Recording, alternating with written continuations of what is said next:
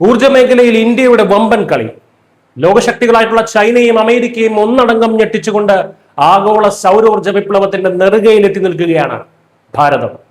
കൽക്കരിയെ മാത്രം ആശ്രയിച്ചിരുന്ന ഒരു ഭൂതകാലത്തിൽ നിന്ന് ചൈനയ്ക്കും യുഎസിനും തൊട്ടു പിന്നാലെ ലോകത്തിലെ ഏറ്റവും വലിയ മൂന്നാമത്തെ സോളാർ വിപണിയായി ഇന്ത്യ മാറിയത് അതിവേഗമാണ്.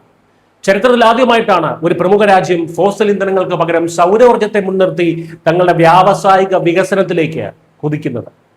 2025-26 സാമ്പത്തിക വർഷത്തിൽ മാത്രം 44 ജിഗാവാട്ട് ശേഷി കൂട്ടിച്ചേർത്തുകൊണ്ട് രാജ്യം റെക്കോർഡ് കുറിച്ചപ്പോൾ ആകെ ഇൻസ്റ്റാൾ ചെയ്ത സോളാർ ശേഷി 154 ജിഗാവാട്ടിലെത്തി. നിലവിൽ ഇന്ത്യയുടെ ആകെ വൈദ്യുതി ഉൽപാദനത്തിന്റെ 70% കൽക്കരി നിലയങ്ങളിൽ നിന്നാണെങ്കിലും വരും വർഷങ്ങളിൽ ഇതിന്റെ പകുതിയും സോളാർ വഴി നിറവേറ്റാൻ സാധിക്കുമെന്ന് രാജ്യാന്തര ഏജൻസികൾ പോലും സാക്ഷ്യപ്പെടുന്നു. ഗുജറാത്തിലെ റാൻ ഓഫ് കച്ചിലെ 226 ചതുരശ്ര കിലോമീറ്റർ വിസ്തൃതിയിൽ പടുത്തുയർത്തുന്ന ഖാവ്ദ സോളാർ പാർക്ക് ഇതിന് മികച്ച ഉദാഹരണമാണ്. പൂർത്തിയാകുമ്പോൾ 30 ജിഗാവാട്ട് ഉൽപാദന ശേഷിയുമായി ഇത് ലോകത്തിലെ ഏറ്റവും വലിയ സോളാർ പാർക്കായി മാറും. വിദേശ രാജ്യങ്ങളിൽ നിന്നുള്ള ഇറക്കുമതിയെ ആശ്രയിച്ചിരുന്ന ഇന്ത്യ ഇന്ന് സാങ്കേതിക വിദ്യ കയറ്റുമതി ചെയ്യുന്ന മുൻനിര രാജ്യമാണ്.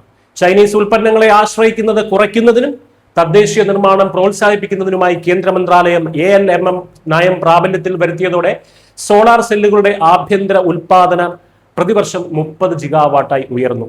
എന്നാൽ ഈ വമ്പൻ നേട്ടങ്ങൾക്കിടയിലും ഉൽപ്പാദിപ്പിക്കുന്ന വൈദ്യുതി പൂർണ്ണമായും ഉപഭോക്താക്കളിൽ എത്തിക്കാനുള്ള ട്രാൻസ്മിഷൻ ഗ്രിഡുകളുടെ അഭാവം രാജസ്ഥാൻ, ഗുജറാത്ത് തുടങ്ങിയ സംസ്ഥാനങ്ങളിൽ പീക്ക് സമയങ്ങളിൽ 4.3 ജിഗാവാട്ടോളം ഉൽപാദന നിയന്ത്രണത്തിന് കാരണമാകുന്നുണ്ട്.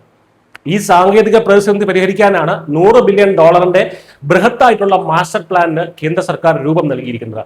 2032ഓടെ ദേശീയ ഗ്രിഡിന്റെ ശേഷി 30% വർദ്ധിപ്പിക്കുകയാണ് ഇതിന്റെ ലക്ഷ്യം.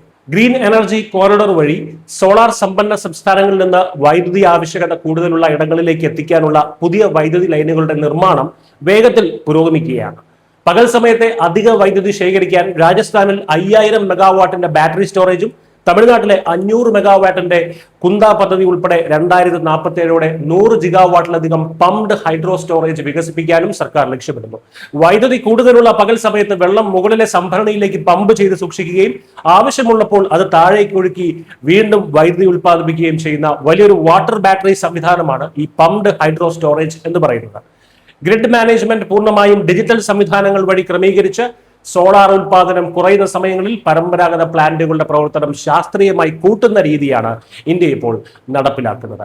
ഈ $100 ബില്യൺ വമ്പൻ മാസ്റ്റർ പ്ലാൻ പൂർത്തിയാകുന്നതോടെ ആഗോള ഊർജ്ജ ഭൂപടത്തിൽ അമേരിക്കയും ചൈനയും പിന്നിലാക്കി ഇന്ത്യ ഒന്നാമതെത്തും എന്ന കാര്യത്തിൽ യാതൊരു തർക്കവുമില്ല. ജസ്റ്റ് മലയാളം.